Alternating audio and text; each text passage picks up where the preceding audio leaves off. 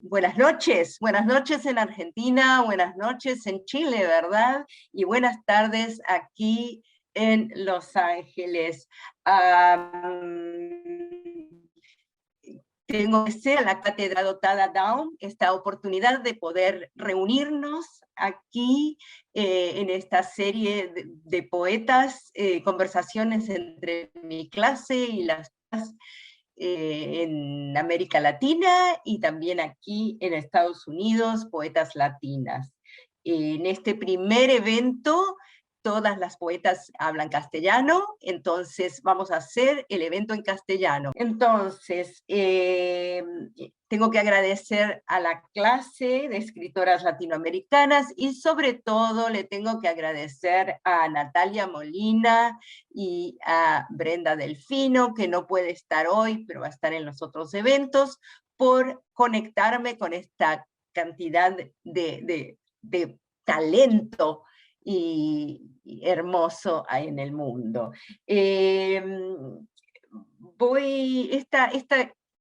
Esta idea de 40 en sus 40 es porque, bueno, no se traduce muy bien al inglés, porque en inglés quarantine, pero no, la gente no conecta con 40 porque es 40, ¿no es cierto?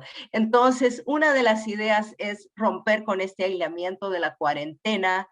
Otra de las ideas es, y otra de las inspiraciones, porque mi hija tiene también la edad de ustedes, las poetas, y ella es poeta. Y además, yo empecé mi carrera aquí en esta universidad hace 23 años y tenía esa edad. Entonces, siento que ahora que me retiro dentro de 2 semanas de la enseñanza, y siento que al retirarme estoy pasando un poco la antorcha a la gente de la generación en la que yo estaba cuando comencé mi trabajo como académica en esta universidad. Y por eso estoy muy agradecida de que puedan participar. Bien, entonces con esto damos por comenzada la presentación y Montana, mi estudiante, Montana, Sí. estás por aquí. Ella ahora va a presentar a la primera poeta. Sí. Hola, me llamo Montana y voy a introducir al poeta Marisa Negri. Marisa Negri nació el 24 de junio en Buenos Aires, pero actualmente vive y trabaja como poeta, docente rural y gestora cultural en el delta de San Fernando, parte de la provincia de Buenos Aires. Como una profesora especializada en educación por el arte, ella enseña clases de castellano, latín y literatura. También Marisa ha participado en numerosos festivales de poesía en todo su país, Argentina, así como en Perú y Chile. Libros publicados por Marisa incluyen Caballos de Arena, Estuario, Las Sanadores, Nautilus y Hebra. Adicionalmente, trabajó en ediciones de la obra de Olga Orozco, Carlos Urquía, Juan José Ceceli y la antología de poetas latinoamericanas. Así que bienvenida Marisa y gracias por acompañarnos hoy. Bueno, muchísimas gracias, Montana, por tu presentación, Alicia y Natalia por esta invitación maravillosa. Estoy muy feliz de estar acá con ustedes y con poetas amigas que quiero mucho. Bueno, si quiere leer su poema primero y voy a leer después la traducción. Un sendero con flores de romero, la lata de leche nido de la que asoma un malbón, mi madre protesta, los moños desatados, el vestido blanco impresentable, pero la abuela me dice yuyerita, pone sobre mis brazos rodajas de papa para el exceso de sol, aloe en los raspones de las rodillas, cada brizna tiene su secreto en el jardín, los tamarindos entregan sus hojas agridulces para calmar la sed, y la ruda a un lado de la casa aleja la mala conversación, al mismísimo oscuro si hace falta. Yuyerita, hay que pedirles permiso a las plantas para que entreguen su virtud, cortarlas con la mano fuerte en el nombre de San Juan. Esa higuera es tu árbol de nacimiento, Yuyerita, una velita roja y 3 deseos cada año a sus pies. Muchas gracias. Y ahora la traducción. A path with rosemary flowers, the mallow peeps out from the needle milk can. My mother complains about the untied bows, the unpresentable white dress. But my grandmother tells me the little healer puts potato slices on my arms for the excess sun. Aloe in the scratches of the knees. Every trace has its secret in the garden. The tamarinds give their bittersweet leaves to quench the thirst, and the rue on one side of the house wards away the bad conversation from the devil. If it is necessary, ask the plants for permission to surrender their virtue. Cut them with a strong hand in the name of St. John. That fig tree is your birth tree, the healer. A little red candle and 3 wishes each year at his feet.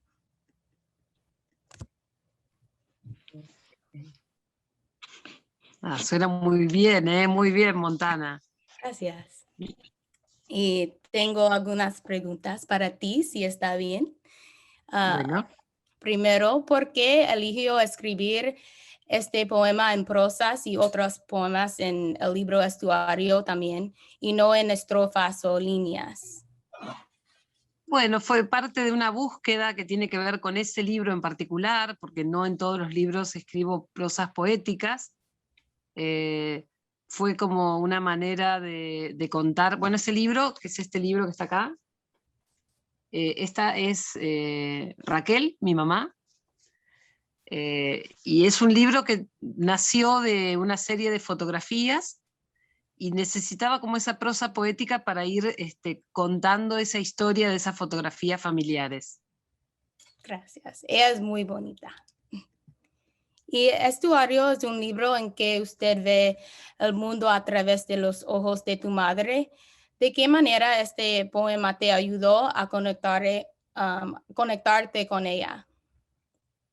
Bueno, me ayudó muchísimo porque, bueno, lo primero que nos pasó es que yo empecé a entender a mi mamá cuando fui mamá.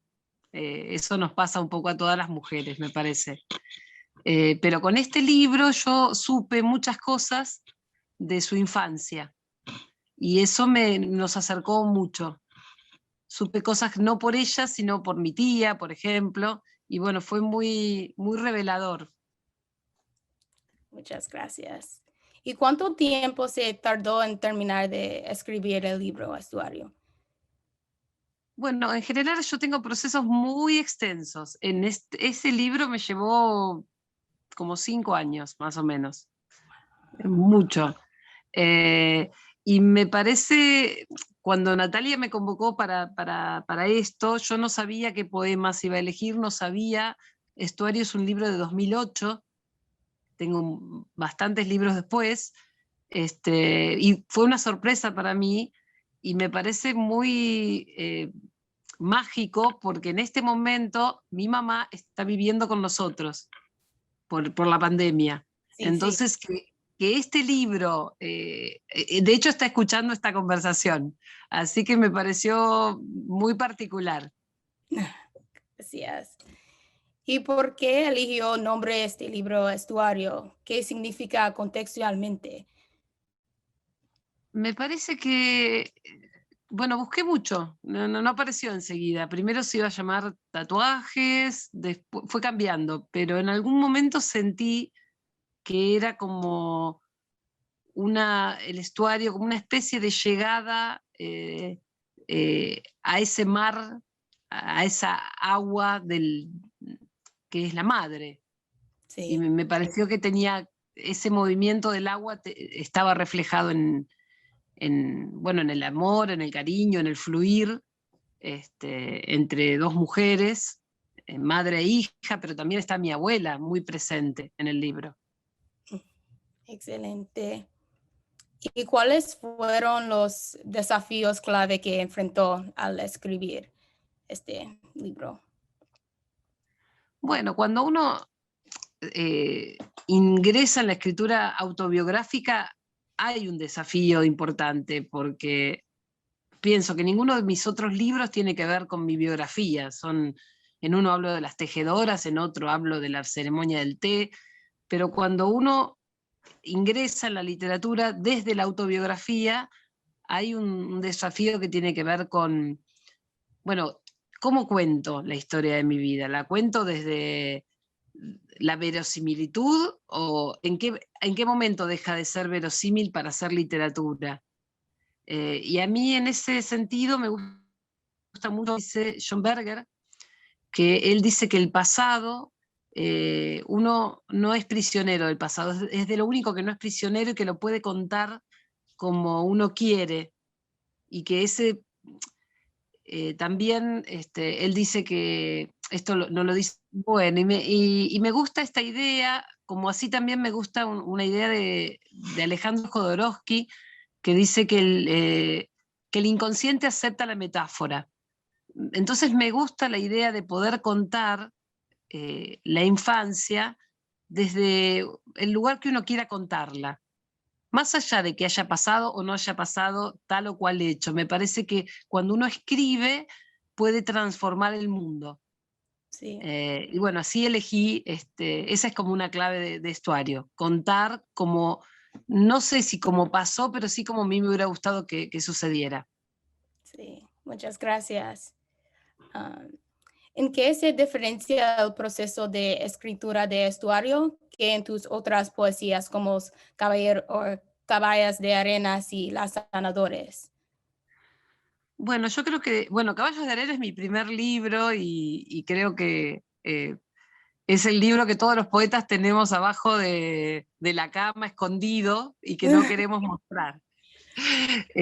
Pero después lo que me pasó, después de Estuario, fue una necesidad de separar la poética de mi propia vida. Entonces ahí aparecieron como, siempre la poesía está conectada con uno, pero como una necesidad de investigar otras cosas. Por ejemplo, en Las Sanadoras me interesó el tema de las curanderas, o de personas que curan con hierbas medicinales o con ungüentos. Me pareció que ese mundo, ingresé en ese mundo, pero ya desde un lugar mucho más ficcional.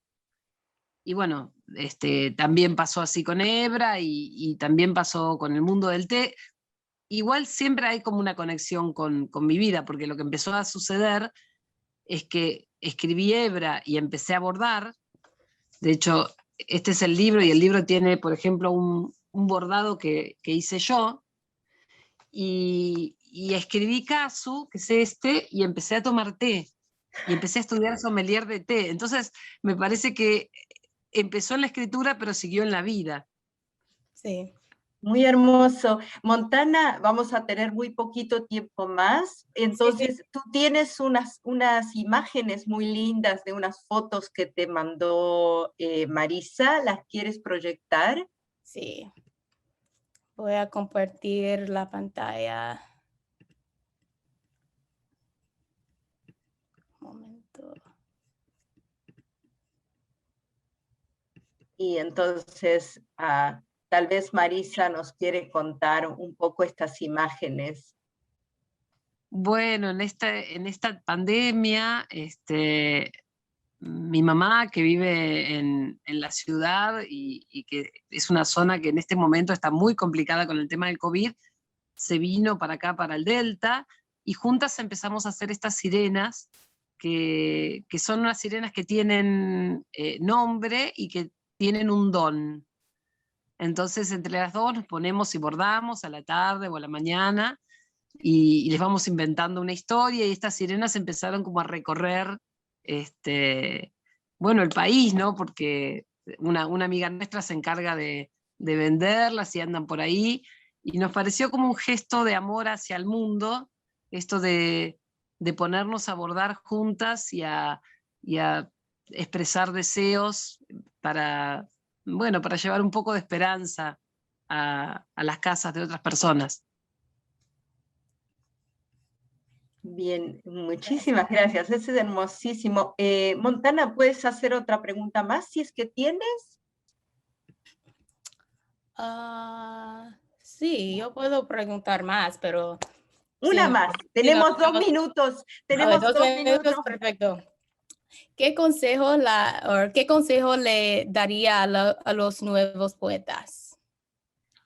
Bueno, a mí lo que me gustaría contarles es que me siento muy cómoda con estos estudiantes, con ustedes, porque nosotros desde el año 2010 que llevamos adelante un festival que se llama Poesía en la Escuela, y que es un poco esto que estamos haciendo acá, los poetas invitados a leer, a participar y a escribir con los estudiantes. Así que bueno, me resulta muy familiar de pronto estar entre jóvenes. Me parece que el consejo es, hay que leer apasionadamente, todo lo que se nos cruce. Hay que confiar hay que escribir todos los días si se puede y confiar en la propia palabra. Después hay tiempo para corregir, que es otro momento, pero ese impulso primero y esa pasión tienen que estar desde el primer momento.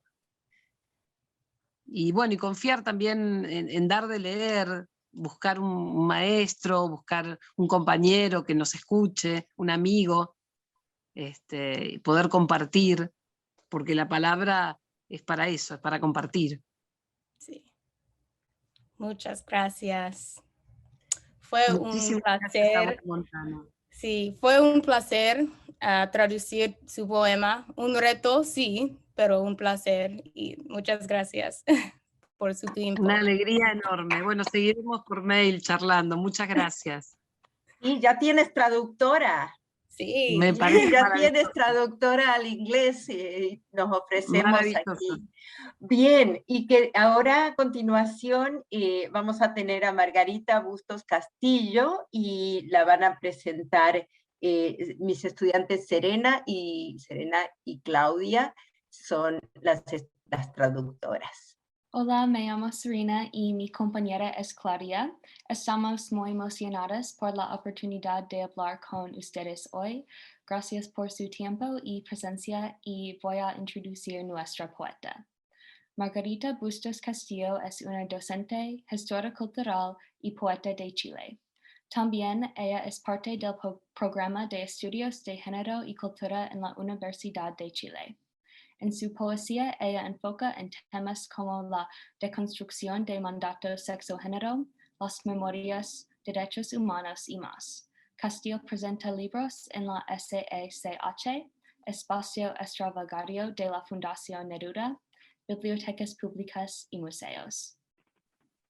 Ella sirve como codirectora del ciclo de literatura de mujeres versadas. Es parte del equipo de la revista latinoamericana Mal de Ojo y es una traductora. Finalmente, en 2019, ella publicó su libro inédito, Mujeres y Memorias. El poema que vamos a traducir a inglés hoy destaca las atrocidades de la dictadura militar en Chile de una manera muy profunda. Este poema a Marta Ugarte puede evocar muchos sentimientos intensos por cualquier persona que haya sufrido a las manos de su gobierno. Mientras es triste, es necesario porque da una voz a las sin voces. Muchas gracias a Margarita por estar acá con nosotros. Y Margarita, si quiere leer su poema, ¿está bien? Sí, por supuesto. En primer lugar, agradecer a Alicia Parnoy, a Natalia Molina, sin la cual no estaríamos acá en este espacio de apasionamiento por la literatura, por la poesía y en este diálogo que también me parece tan simbólico de sur a norte en este minuto y de norte a sur. Muchas veces por ejemplo, la misma Valeria Flores, estoy pensando ahora como está escuchando a las compañeras de Argentina. Valeria Flores es una gran teórica y activista lesbofeminista que nos invita permanentemente a escribirnos en lengua sur, en el fondo para descolonizarnos y también sacarnos una serie de marcas del cuerpo y de las memorias. Y en este sentido me parece valiosísimo este espacio, Serena y Claudia, porque como lo señalaba también Marisa Negri, esta posibilidad también intergeneracional, no solo de leernos en dos lenguas, sino que también intergeneracionalmente ir poniendo ahí nuestros imaginarios y completando otros sentidos. Me parece de mucha movilidad, de mucho aire, como en la poesía. Bueno, compartirles este texto, a mí me duele cada vez que lo leo, me duele muchísimo porque es uno de los tantos y tantos casos del horror de la dictadura cívico-militar en nuestra América Latina. Bueno, se circunscribe a la dictadura cívico-militar en Chile. A Marta Ugarte. Ya no quedan palabras, balbuceos erizan la piel, roen ratas esta voz, el nido del pájaro arde y le mentimos a la memoria mientras pasa por la resonancia azulina de una tarde que muere. Su cuerpo fracturado emergió del mar, de su cuello colgaban alambres, brazo izquierdo desgarrado por un corvo, la columna quebrada, estallido del hígado y del vaso, luxación de ambos hombros y cadera, fractura doble en el antebrazo derecho, faltaba una parte de la lengua, una parte faltaba y aún la buscamos. El murmullo enmudece la posibilidad, y si te damos una canción, un himno para resucitarte de las aguas, y si te restituimos ese atardecer negado a tus ojos y a los ojos de tantos, y si lloramos 70 veces 7 océanos para embarcarte a casa, ya no quedan palabras. Rocas roen esta boca y enmudecen su lengua. Nuestros cuerpos hinchados de ir a la muerte, al odio, al borde del mar. Al fondo un bramido. Ya no quedan palabras. Amarga lengua balbucea la otra mitad que no alumbró jamás. Garganta en porfía regurgitó la última sílaba que repta en el laberinto al fondo de sí. Se embriaga con la ausencia. Marta lanzada al mar.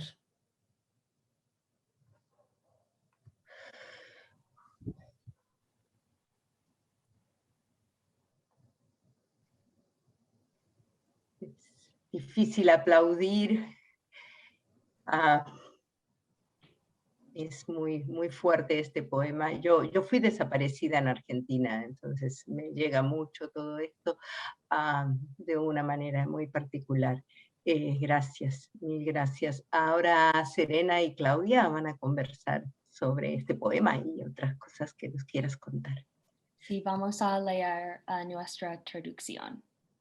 To Marta Ugarte. There are no words left. Stammerings bristle the skin. Rats gnaw this voice.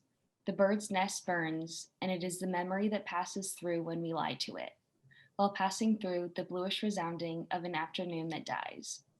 Her fractured body emerged from the sea. Barbed wire hangs from her neck. Left arms torn by a hook. The broken spine. Blasting of the liver and of the spleen. Dislocation of both shoulders and hips. Double fracture in the right forearm. Missed one part of the tongue. One part is missed, and we still looked for it. The whispers are the ones making possibility mute. And if we sang you a song, a hymn to resuscitate you from the waters, Marta, and if we returned to you these hopeless twilights to your eyes and the eyes of many, and if we cried 70 times across 7 oceans to ship you home, there are no words left. Rocks gnaw this mouth and mute your tongue. Our swollen bodies go to death, to hate, to the edge of the sea. To the horizon, there's a bellowing. There are no words left. The bitter tongue stammers the other half that never illuminates. The throat in dispute regurgitated the lost syllable that creeps from the labyrinth to the background of itself. Drunk with the absence, Martha thrusted to the sea. Otra vez, muchas gracias a Margarita por compartir su poesía con nosotros. Serena y yo sabemos que este tema puede ser muy difícil de hablar, entonces tenemos unas preguntas para usted, pero si hay una pregunta que no quiere contestar, todo está bien. Entonces, para empezar, ¿qué la inspiró a escribir este poema? Varias dimensiones. La primera, que estamos y lo percibimos a diario, el trauma y el dolor de la herida de un país que está sobre sus muertos, que se baña en un mar. El himno nacional de Chile dice, este mar que tranquilo te baña, y es un mar que está totalmente ensangrentado, es un mar donde los cuerpos yacen al fondo todavía, donde hay un montón de nombres, de historias, de mujeres que han seguido, que han dado su vida para encontrar esos cuerpos, y han muerto sin una respuesta de un Estado que es cómplice. Decimos que estamos en democracia, y eso no es así. O sea, estamos en una democracia de papel, con una constitución que fue escrita con sangre en plena dictadura en 1981. Estamos luchando para cambiar esa constitución, pero ahora nuevamente ha costado ojos, mutilación ocular, ceguera, a jóvenes de la edad de ustedes en este estado genocida que nos rige. Entonces, la conciencia de que la memoria y el dolor de ver a las grandes mujeres que han seguido buscando y que ya están partiendo porque tienen 90 años o más, por ejemplo, Ana González de Recabarren, que perdió casi toda su familia, y tantos otros nombres, pienso que debe reflotarse la necesidad de hablar, la necesidad también de enrostrar al Poder Judicial, que fue cómplice. En el caso de Marta Ugarte, si investigamos su biografía, el Poder Judicial, el jefe máximo en ese minuto de la Corte Suprema, negó que ella haya sido detenida. Ella fue detenida y torturada de manera atroz y lanzada al mar desde un helicóptero, con su cuerpo, bueno, no voy a describir, pero algo está descrito en el poema, para que no flotara, y aún así su cuerpo flotó y apareció y se evidenció, fue una de las primeras que evidenció que se estaban lanzando los cuerpos al mar. Fue la necesidad también de que en Chile en este minuto todavía se sigue hablando desde el patriarcado con mucha fuerza de los detenidos desaparecidos, de los presos políticos, negando a todas las compañeras que a lo largo del territorio, no solo acá en Santiago, porque acá en Santiago tenemos algunos sitios de memoria, como Villa Grimaldi, por ejemplo, pero en regiones, el Estadio Regional de Concepción, hay un grupo de historiadoras feministas que se ha preocupado de hablar de las mujeres presas y torturadas políticas y asesinadas también. Y eso ha ocurrido ahora con las nuevas generaciones. Entonces hay que descorrer esas mordazas, no solo en los espacios oficiales, sino que también en los compañeros y compañeras que trabajan por la memoria y que lo han hecho solo desde un sexo género, invisibilizando al otro. Y creo que por lo menos en este caso eso me ha comprometido también en el trabajo de la escritura de este libro. Muchas gracias. Y es similar, pero ¿quién es Marta Ugarte y por qué escribió sobre ella? Bueno, Marta Ugarte además fue una gran profesora. Yo soy profesora de literatura española hispanoamericana, primero, ¿cierto? Antes de lo que uno se va dedicando después. Y Marta Ugarte fue una gran profesora, líder sindical dentro de los profesores en el tiempo de la Unidad Popular. También para nosotros esto es una fecha muy importante. se cumplen, ¿cierto? Se cumplieron, de hecho, 50 años del triunfo de la Unidad Popular, de un proyecto democrático que escuchaba a la voz del pueblo, de un proyecto democrático histórico, no solo para este territorio, para toda América Latina. Y en ese proyecto creyó Marta Ugarte, como muchas y muchos. Y como era una líder y como trabajó por la educación, bueno, y por sus convicciones, ¿cierto? Fue detenida, fue torturada y fue asesinada. Esas son algunas de las razones. Muchas gracias. ¿Y cuáles son los temas más importantes en este poema? Y más, ¿cuáles son los temas principales en que se enfoca en la mayoría de su poesía? También lo comentaba Marisa Negri, uno va cambiando temática, o bueno, hay poetas también que siguen en una misma línea temática. Yo acá no tengo el libro porque este libro está todavía inédito, está en la editorial esperando, vino el estallido social, después vino la pandemia, y todavía no se ha publicado, el libro está ahí, pero por ejemplo el Maldigo el paraíso de tu abandono, que fue mi primer libro, como lo muestra ahí muy bien, creo que la portada habla de esa contradicción, de maldecir, pero un paraíso. Entonces habla acá de amor, desamor y de esa contradicción en diálogo, como El maldigo del alto cielo de Violeta Parra. Después pasé a escribir poesía erótica, buscando también nominar otras formas deseantes y otros cuerpos también en encuentro del deseo, tratando de fisurar los imaginarios patriarcales. En Eros en la lengua, que dialoga también mucho con, intentando tensionar los límites de una lengua que es muy heteronormada. Y después Existenciales, que pensé que lo tenía por acá a mano. En Existenciales es un libro ya donde empiezo a trabajar la memoria en diálogo con algunas figuras genocidas de acá, del territorio, desde las rabias, pero desde las rabias actuales, fundamentalmente con temas de violación a derechos humanos en dictadura, pero tiene una primera parte existenciales que habla de mi propia existencia y luego de la existencia social.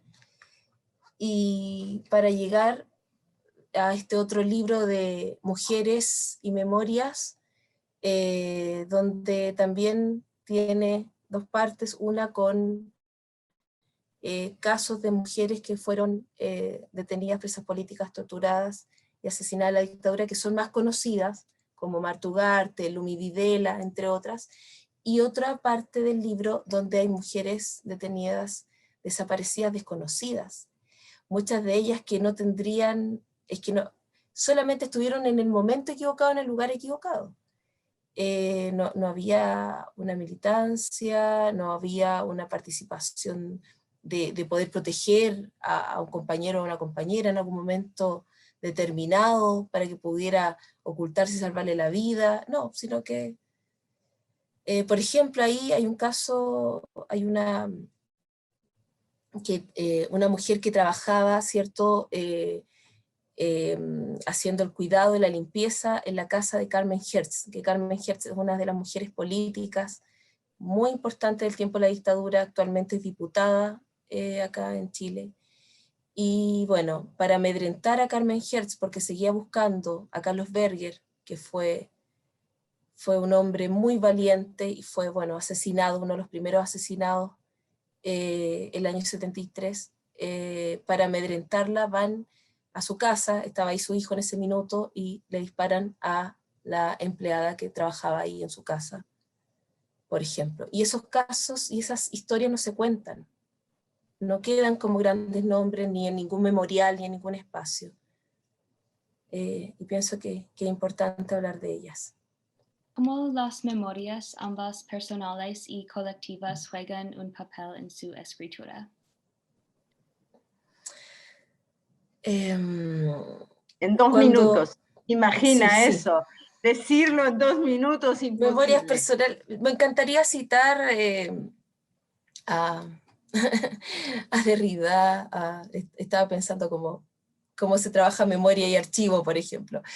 Pero sí, uno va construyendo su propio archivo también, y ese archivo de experiencias personales, familiares, genealógicas, de las constelaciones familiares también. Uno va arrastrando esa energía positiva y oscura, así como la belleza la poesía le canta la belleza y la oscuridad. Entonces uno se hace con los otros y las otras, y les otros, y en ese construirnos colectivamente es que también vamos quizás resolviendo y generando más preguntas respecto a nuestra propia subjetividad y los fragmentados y fragmentadas que estamos en esta vida. Entonces creo que ahí la memoria, el archivo, el reflotar las memorias, porque también hay muchos velos y mordazas frente al preservar las memorias en nuestros territorios, en nuestros países y también fuera de sus fronteras. Agradecerles, Serena, agradecerles también. Estoy buscando a tu compañera, Serena, acá no la veo, a Claudia Evans, Alicia, a Natalia, por el espacio. Gracias a vos. Te cuento que mis estudiantes, la clase leyó las memorias de Marta Elena Montoya Vélez, que estuvo detenida, desaparecida en el estadio, y es una de las que se llama Rompiendo el Silencio, Yo te acuso, Pinochet. Así que están muy familiarizadas con esto cuando hablaste de reconstruir las memorias del estadio y de las mujeres. Muchísimas gracias. Bueno, paso a presentar a Lorena Currujinca, que vive en Bahía Blanca, que es mi ciudad, es donde yo nací. Ella vive allí desde hace más de una década y con Jerónimo Univaso editan Colectivo Semilla, editorial de poesía, y organizan la Feria de Editoriales Autogestionadas desde el año 2008. Integra el Festival de Narrativa de Bahía Blanca y el Frente Feminista Nacional y Popular de esa ciudad. Estoy en el Insta de ellos, ¿sí? Publicó la plaquette Instantes de Luz, Colectivo Semilla, Bahía Blanca 2008, el libro de poesía Una chica de Río, Colectivo Semilla, y participó de la antología Cavar Galerías del año 2014. Ha colaborado con la revista No Retornable y con el suplemento cultural Nexo. Estudia el profesorado y licenciatura en letras en la Universidad Nacional del Sur desde el año 2016 y da clases en el nivel medio. Bienvenida, Lorena. Te vamos a pedir que recites un poema que tradujimos luego con Brenda Delfino. Hola, ¿cómo están? Bueno, entonces comienzo y lo leo directamente. Dale. Me encantan las historias de Instagram, sobre todo las de chicas que exponen su cuerpo semidesnudo, por una vez solo para ellas o para unas pocas personas que por 24 horas asistimos a ese deseo juguetón. Un poco armado, claro, pero yo ahora te veo y no me importa tanto el color del encaje de tu corpiño, sino todo el tiempo de preparación, ese encuadre tan reiterado. Pero ¿quién no sabe que aprendemos a desear copiando? La gracia es este capital erótico que se gestiona a sí mismo. Que alguien más se ponga restrictivo. A mí, contame qué canción estaba sonando, cuando torcías la cabeza para que yo te tape media cara y la persona que te gusta se imagine corriendo con unos dedos torpes para poder mirarte y después besarte. Me encantan las historias de Instagram, sobre todo esas que de tan cuidadas dejan ver rayitas, pocitos lunares. No dejes nunca que nadie te responda con un corazón predictivo. Sabe que acá te estamos mirando, no ya con ansias amatorias, sino viendo qué proponen esa acumulación de selfies semidesnudas. ¿Qué imagen del mundo son esos cuerpos felices por 24 horas? Muchísimas gracias. La traducción me ayudó también Brenda Delfino. I just love Instagram stories. I love Instagram stories, especially those from girls who show their semi-naked bodies just once, just for themselves or a few people, and let us watch their playful desire for a day. A bit staged, sure. But now I see you and I don't care so much about the color of the lace in your bra, but I care about the prep time setting that repeated frame. But who doesn't know that by imitation we learn to desire? What amazes me is that self-managed erotic capital. Let someone else censor this. Tell me what song was playing while tilting your head so your hair hit half your face, and the person you like imagines running their clumsy fingers, moving it away to see you and then kiss you. I love Instagram stories, especially those that carefully let us see lines, dimples, moles. Don't let anyone respond with a predictable heart. Just know that here we're watching you not as anxious lovers, instead seeing that what those half-naked selfies propose, what image of the world those happy bodies portray for a day. Bueno, te agradezco muchísimo. Y entonces, para nuestra conversación, te voy a hacer unas preguntas que son mira lo que pasa. Yo me veo muy bien en tu lugar, porque yo estudié en la Universidad Nacional del Sur y viví en Bahía Blanca. Entonces, siento que es muy interesante esta conexión, ¿no? Le agradezco a Natalia el contacto. En tus poemas aparecen Karen Carpenter, Lindsay Lohan, el Jack de Tim Burton, junto al colectivo. En Argentina decimos colectivo para el bus, el autobús, junto al colectivo 503 de Paligüe, que me acuerdo de él. ¿Podés hablar un poco de tu historia personal con la poesía y de si ese tipo de conexiones culturales estuvieron siempre presentes en tu escritura? Sí, para mí o sea, cualquier persona que escriba poesía tiene que tener una relación con su lengua, pero sobre todo escuchar, ¿no? ¿Qué está pasando ahí?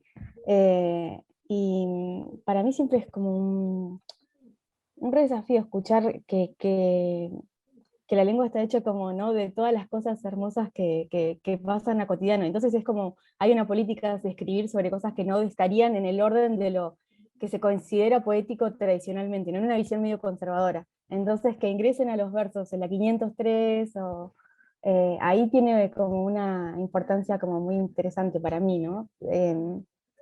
Y la poesía, la otra vez hablaba con una amiga y creo que se remonta a mi infancia, al modo de leer, a esas primeras instancias que creo que tenemos todos, ¿no? Que es alguien leyéndonos una fábula, digamos, como que es una experiencia de la lengua hablada, ¿no? De la primera lengua con la que nos leen. Entonces, para mí tiene algo muy de lo íntimo, entonces tiene que ver con algo que está bastante desjerarquizado en algún sentido, entonces para mí es eso. Y lo cultural porque siempre yo soy medio, no sé si la palabra existe en ñoña, si es una traducción exacta como de nerd, ¿no? Entonces, siempre yo soy de un pueblo que es Carmen de Patagones y no tenía tanto acceso, entonces siempre fui muy curiosa, ¿no? Entonces siempre tenía como esa necesidad de que el mundo se ampliase. Entonces ahí yo entendí que el mundo estaba hecho como de muchas lenguas o como de muchas palabritas que estaban ingresando. Bueno, creo que eso. Sí, sí, realmente sí, me encanta. Yo te cuento, cuando yo empecé a estudiar literatura en la universidad, en la UNS, la Universidad Nacional del Sur, dejé de escribir. Empecé a estudiar y cuando la empecé a estudiar académicamente, dejé de escribir. Y esto fue allá por el 73, yo tenía 17, 18 años, y me queda la curiosidad de si eso te pasa a vos también, y un poco preguntarte cómo es tu relación con la escritura ahora que la estás estudiando académicamente. Bueno, yo estudié, o sea, empecé a estudiar letras de grande, ¿no? Ahora en septiembre cumplo los 40, pero empecé cuando tenía 35, 36, por cuestiones de la vida, ¿no?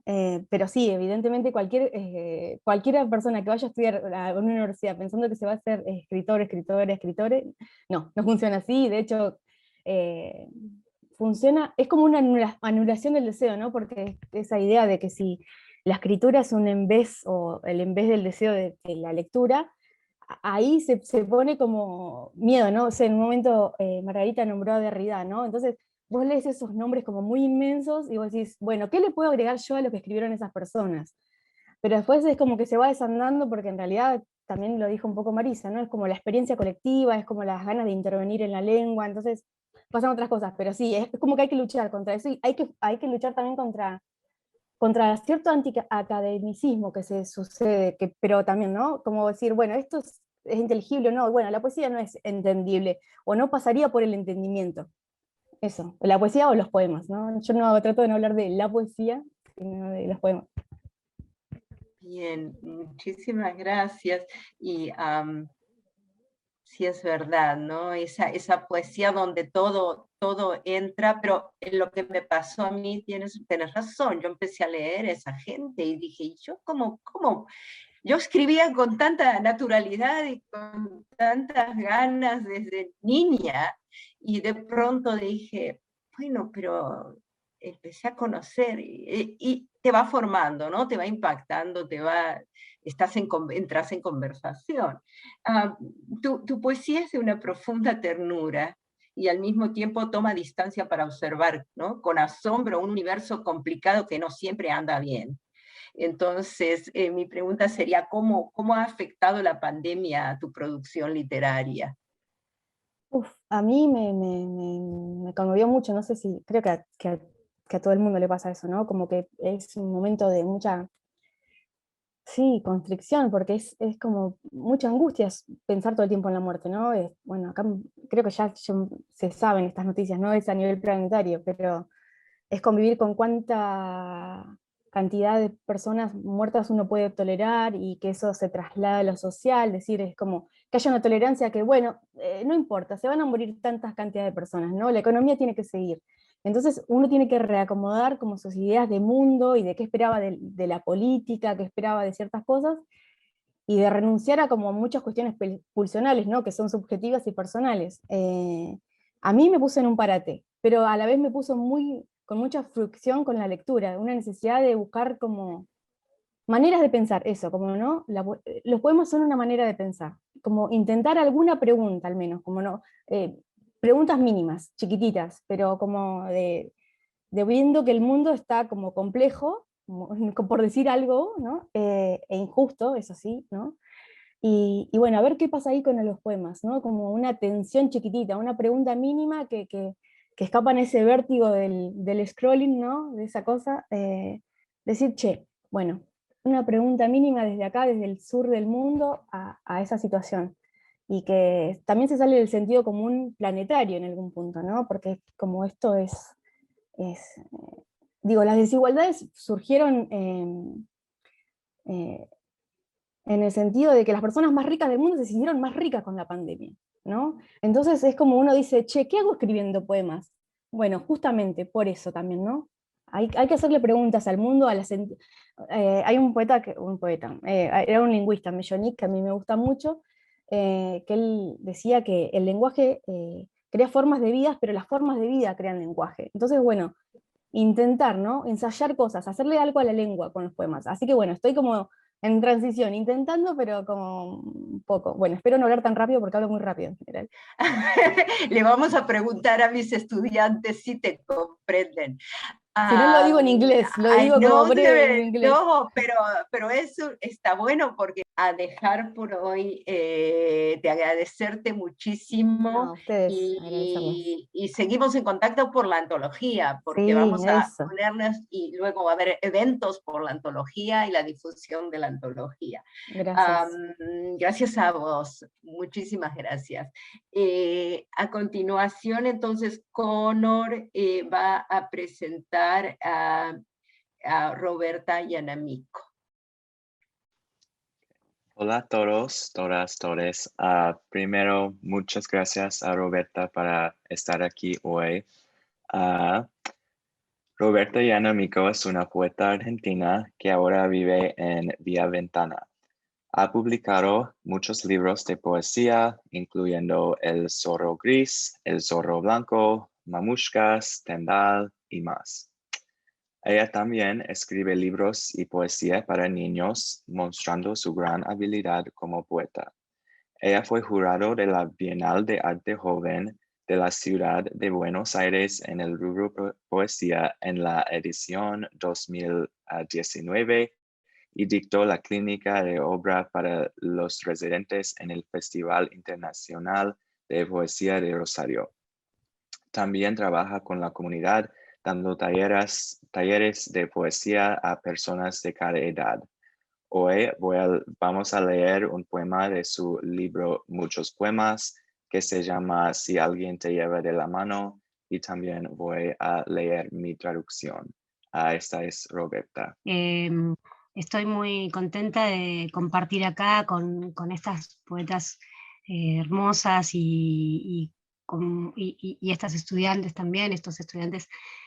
Y bueno, todo lo que estoy escuchando, la verdad que me da mucha alegría y mucho gusto esta instancia de comunicación que estamos teniendo.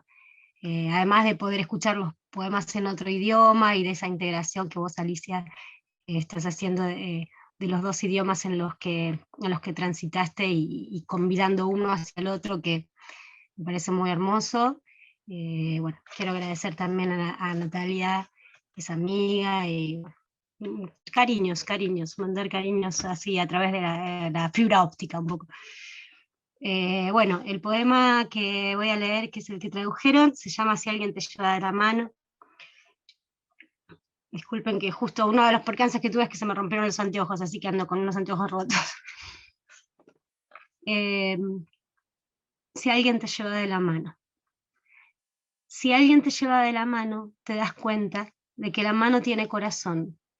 Dos manos juntas se entienden más que todas las personas, que todos los seres. Están juntas completamente. Si alguien te lleva de la mano, solo la mano vive. El resto del cuerpo está desmayado, la mente duerme, y vas, como un barrilete, a cualquier lugar que siempre te sorprende. Muchas gracias. Ahora voy a leer mi traducción. If someone takes you by the hand. If someone takes you by the hand, you realize that the hand has a heart, that two hands united understand each other more than any person, than any being. They are together completely. If someone takes you by the hand, only the hand is alive. The rest of the body begins to faint. The mind sleeps, and you travel like a kite towards whichever place that always surprises you. Bien. Ahora tengo algunas preguntas. Primero, ¿por qué empezaste a escribir? ¿Hay otros poetas en su familia o qué fue la razón que empezaste a escribir? No hay otros poetas en mi familia, y por ahí un actor o algo así más relativo a lo escénico. Pero mira, me sentí muy tempranamente encandilada o enamorada de la poesía que mi mamá leía sin que fuera mi casa una casa con muchos libros, más bien una casa con pocos libros, y en los que había un libro como de castellano, que es de la materia, digamos, de la secundaria, que tenía mi mamá, y tenía una selección de poemas, entre los que estaban algunos por ahí clásicos españoles y algunos poemas de Alfonsina Storni, y yo muy chica me los aprendía de memoria, eso me pasaba, o sea, entraba musicalmente, los aprendía de memoria y me emocionaba mucho, y eso empezó como a formar un poco mi identidad porque se comentaba como algo raro, y entonces aprendí a leer también tempranamente en el jardín, y una amiga de mi mamá que era maestra me regaló mi primer libro a los 5 años, que era un libro que se llamaba 365, porque era una para cada día del año, poesías para niños, que era de una editorial Vichy, que era una editorial popular de acá. Así que ese fue mi primer libro, y también otro libro que también compartí de escucharlo con mi mamá y de leerlo yo misma, y creo que eso fue un primer momento de enamoramiento y de toma de partida fuerte por la poesía, concretamente. Y después, bueno, de atravesar la infancia, con, sí, siempre con mucho gusto por los libros y por la biblioteca, tal vez no tanto específicamente por la poesía, sino por los libros con los que me cruzaba, y empecé a comprar, me empezaron a comprar libros también y buscar en las bibliotecas. Y después tuve un hecho muy luminoso, que fue que a los 12 años yo quería hacer un taller de teatro, o empezar algo relativo al teatro, y fui a un espacio que había cerca de mi casa, esto era en los 80, o sea, de una apertura de democracia en la Argentina, en donde la educación por el arte, que hoy hablaba Marisa, era floreciendo. Y bueno, ahí me encontré con quien fue mi maestra, mi primer maestra y mi maestra principal, digamos, que fue Mirta Colangelo, que tenía un espacio de educación por el arte. Yo empiezo yendo a teatro, voy a alguna clase y me da mucha vergüenza, porque tampoco es que fluía en ese medio, digamos, me había olvidado de que era tímida. Y entonces ella me ofrece hacer un taller literario, que yo ni sabía lo que era, le digo que sí, y ahí empiezo un camino de aprendizaje con Mirta Colangelo. O sea, yo lo que tuve es una suerte de tener muy buenas maestras y maestros, que he tenido maestras muy buenas y maestros muy buenos. Pero bueno, Mirta fue directamente una especie de maga, que me abrió el mundo de la poesía, y bueno, creo que desde ese contacto ya no me corrí, digamos, de mi vida, o no le puedo decir ni siquiera un compromiso, de que una parte de mi vida esté poblada de ese ámbito que es la poesía y la escritura poética. Eso fuertemente fue lo que me pasó. Después continué caminos con algunos señalamientos que ella misma me hizo, fui a vivir a Buenos Aires y seguí adelante, pero eso fue lo que me hizo iniciar el camino. Muchas gracias. ¿Qué es tu proceso para escribir poesía, y es el mismo cada vez que escribes un poema? No, para nada. De hecho, los libros también, como hablaba Marisa, me gustaba que ella habló de los procesos de cada libro. Yo, observando un poco retrospectivamente los libros que tengo, hay algunos que salieron como momentos de mucha profundidad emocional o de percepción, o como yo le digo, estar un poco más en ese plano de la poesía, y fueron hechos en un tiempo muy breve, como fue El collar de fideos, como fue No me olvides, son los libros más fuertes míos, también como fue Mamushkas, atravesando momentos muy, muy fuertes de experiencias y también de escritura. Y después hay otros libros, como es Muchos poemas, del poema que tradujiste, y como es otro que estás por salir ahora, que se va a llamar El arte de escribir al sol, que son poemas menores, le digo yo, que son, yo lo que hago es seguir escribir, perderle un poco el respeto a la escritura, y escribir, y escribir de todo, autoayuda, cuadernitos, notitas, y entre todas esas cosas, al cabo de un tiempo bastante largo, en los dos casos fueron casi 8 años, porque Muchos poemas tiene poemas desde el 2001 hasta el 2008 que es publicado, y este último es desde el 2013 hasta ahora, es de toda esa, digamos, maleza, rescatar algunos que también para mí son un poco maleza, pero es lo que hay, porque igualmente esos poemas también tienen una carga de energía poética de lo que fue en esos años. Además con un tipo de vida o de experiencia que yo tengo que, bueno, siempre ahora la quiero cambiar, y ahora que lo visualicé otra vez digo, bueno, listo, basta, última vez que hago estos cuadernitos.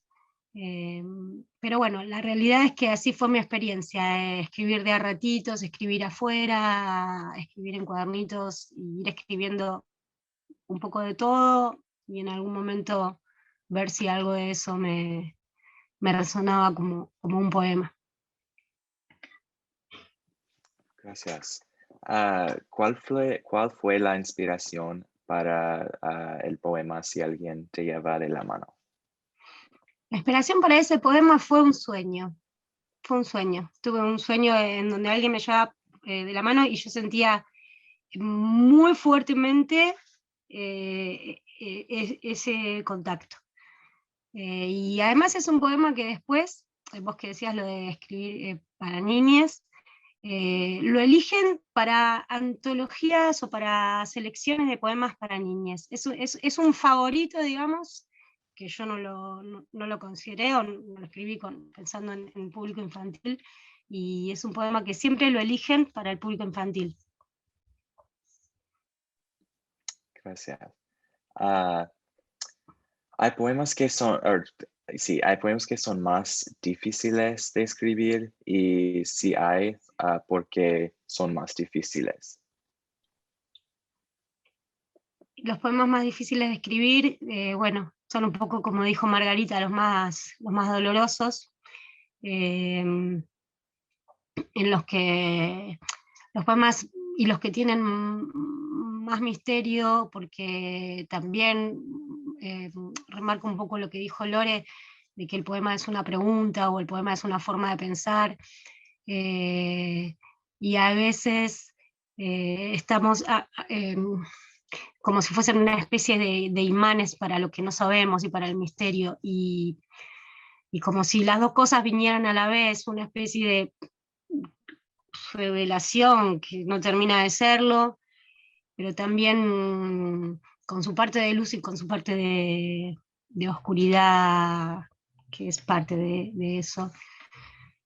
No sé si te estoy contestando bien, pero hay poemas que son difíciles y que tienen que ver con los momentos de vida difíciles. Me parece que tienen que no se puede separar eso. Muchísimas gracias. Yo sé que Connor tiene más preguntas, pero pues te agradecemos mucho. Connor, si tú quieres cerrar, porque ya tenemos que pasar a la última participante. Muchas gracias. Sí, muchas gracias por venir. Fue placer de tenerte aquí. Gracias. Tenemos a Olivia, que va a presentar a la poeta Luciana Mellado. Por favor, únase a mí en la bienvenida a la poeta Luciana Mellado. Luciana nació en la ciudad de Buenos Aires y todavía es residente de Argentina hoy en día. Es autora, profesora universitaria por la Universidad Nacional de la Patagonia e investigadora. Ha publicado 6 libros de poesía y su libro más reciente es de 2021. Este poema 9 es de su libro De aquí no vive nadie. Gracias por acompañarnos hoy, Luciana. ¿Podría leer su poema, por favor? Gracias, Olivia.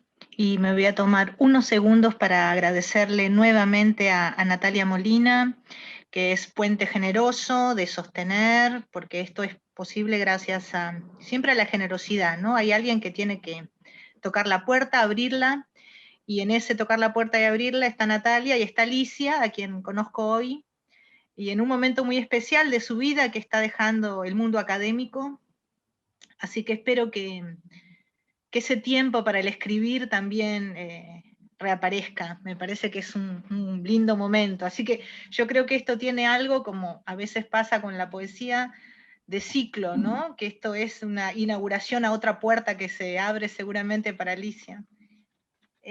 Voy a leer este poema y les voy a contar que yo no sabía ni qué poema tenía que leer, porque no sabía que habían elegido, y cuando me envía Olivia un número, yo no sé qué número, no tengo idea.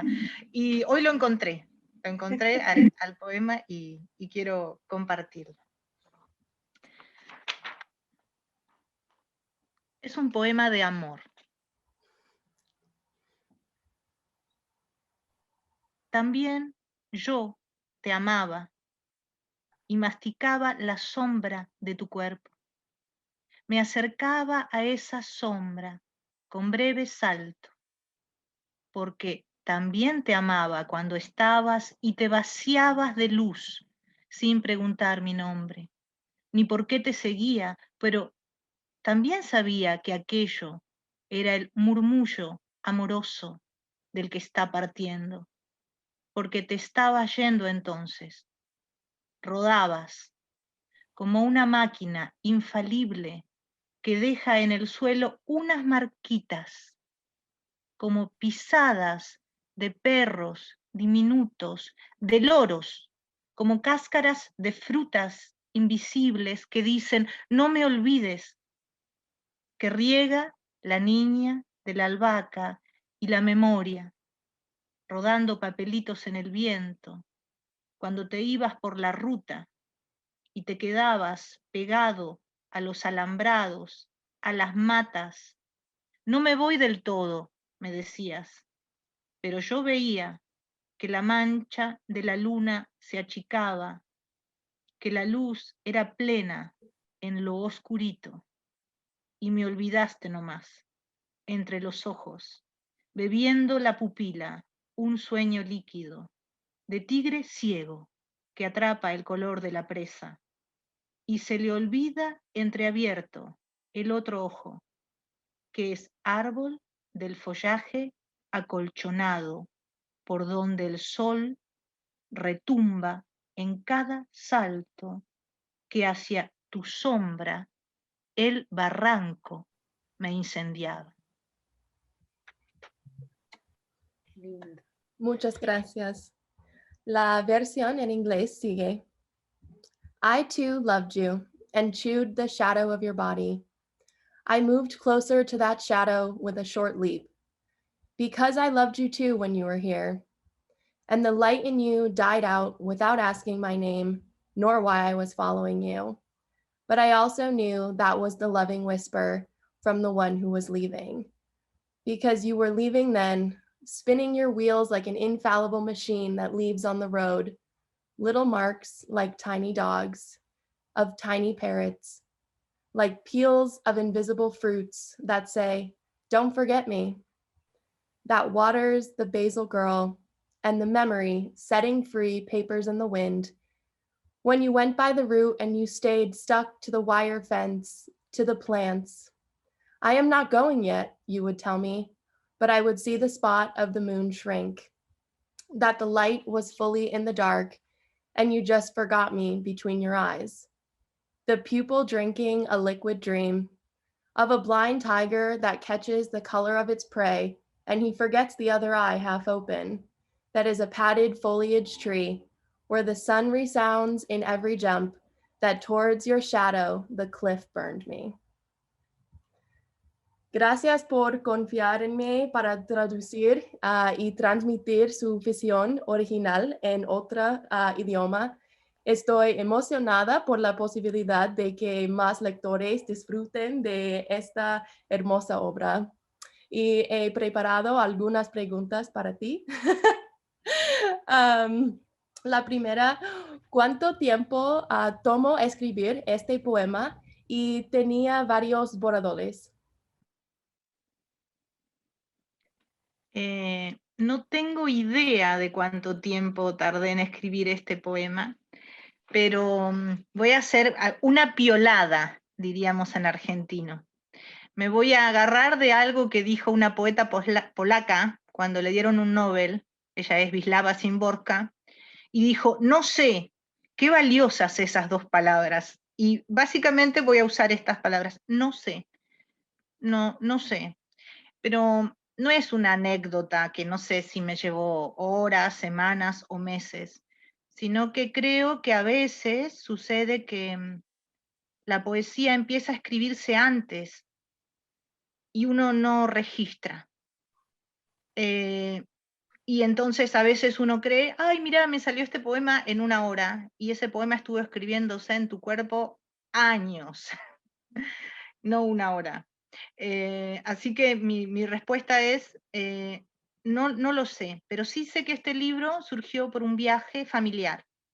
Y bueno, voy a tomar a varias de mis compañeras que hablaron de sus madres y de sus abuelas, y voy a hablar de mi abuela y de mi madre.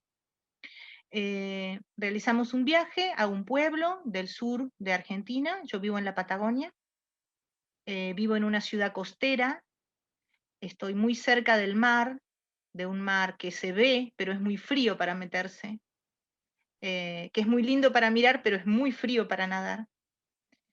Y viajé más al sur, todavía mucho más al sur, a un lugar que es desértico, al pueblo de mi abuela, a donde mi abuela materna había vivido su infancia.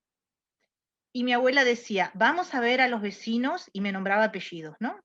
Voy a usar los apellidos de los estudiantes. Vamos a ver al vecino Adams. Y también vamos a ir a ver a la vecina Ayala. Y a el hijo de Madison Scott y a la prima de Claudia Evans. Bueno, vamos. Y fuimos.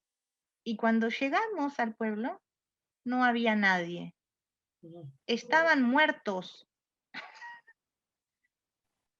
Porque ese pueblo de la infancia, que estaba vivo en el recuerdo de mi abuela, era el pueblo de su infancia, de un pueblo ya envejecido. Y es uno de los tantos pueblos abandonados en la Patagonia por cuestiones políticas, por ejemplo, que los ferrocarriles dejaron de funcionar y muchos pueblos murieron. Pero sin embargo, cuando bajamos del auto, mi abuela seguía diciendo, acá está el árbol de Nina Per, mirá. Y acá había puesto las gallinas María Ángela Ayala. Mirá las gallinas. Y yo vi todo. Y entonces escribí un libro robando, que es algo hermoso de hacer y que tenemos permiso los escritores, las escritoras. Robé un verso que me encanta, de un libro de un autor que me encanta, que es mexicano, que es Rulfo, y que en Pedro Páramo hace un descenso a Comala, que es un descenso a la memoria, y también se encuentra con sus muertos y muertas, y él dice, aquí no había nadie. Y cuando él dice, aquí no había nadie, empieza a escuchar. Y ahí escuché. Y escuché este poema, que es de amor, de desamor, así. Gracias por su respuesta. ¿Y hubo alguien que inspiró este poema? Sí, mi compañero, pero no puedo decirlo en público, porque él es muy agrandado. Y él dice siempre que los poemas más lindos son aquellos que están inspirados en él. A ese nivel. Gracias. Como sé que no va a salir de acá, lo digo. Va a ser un video.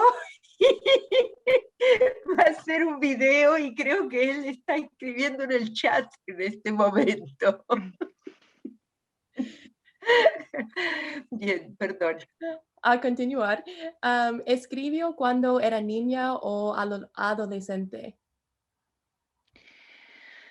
Una vez me preguntaron cuándo había escrito para una antología que hizo una amiga muy querida, la antología se llamó Poeplas. Y había que presentarse y contar cuándo fue la primera vez que escribiste. Y nunca me habían preguntado. Bueno, ahora, Olivia, sos la segunda persona que me pregunta. Y me acordé de una anécdota en la escuela. Creo que la mayoría de las que hoy leímos confiamos en la educación pública y en la mediación de la escuela, en la educación popular, en el derecho a la poesía. Y eso vamos aprendiéndolo también con el tiempo.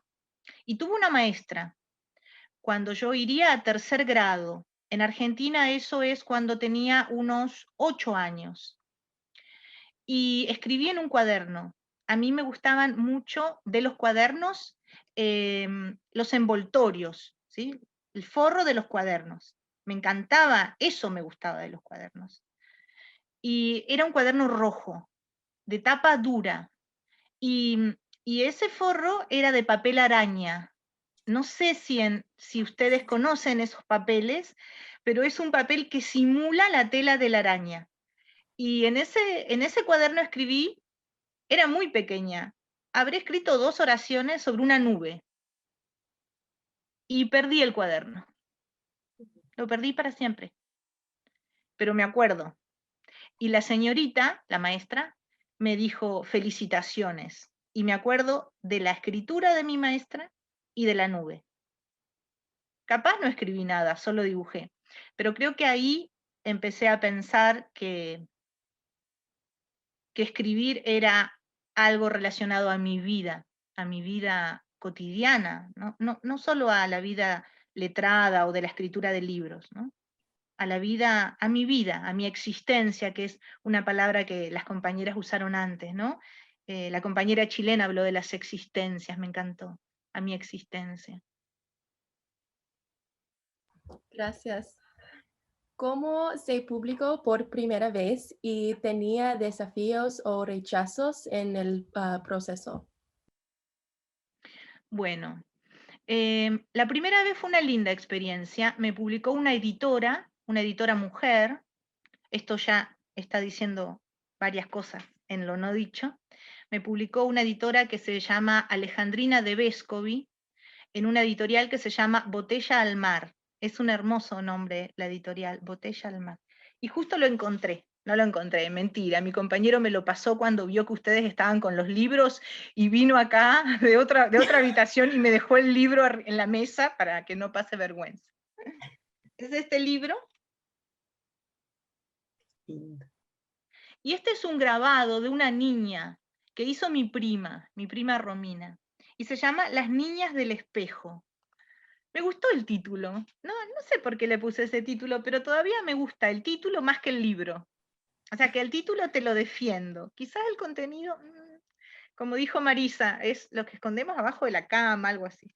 Y fue bueno, y me pasó algo muy lindo cuando presenté el libro.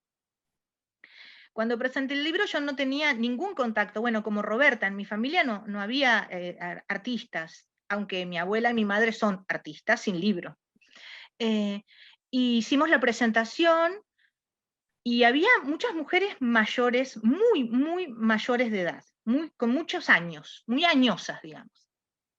Y muchas yo no las conocía, pero parece que estaba la abuela de una amiga y había ido con todas sus amigas a ver mi libro.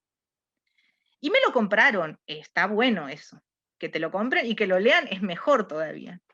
Y una de ellas me dijo, escucha chiquita, pero con cariño, no lo tomé a mal. Escribí esto y me dictó la dedicatoria. La primera dedicatoria del primer libro que vendí fue a una mujer desconocida que me dijo qué tenía que poner.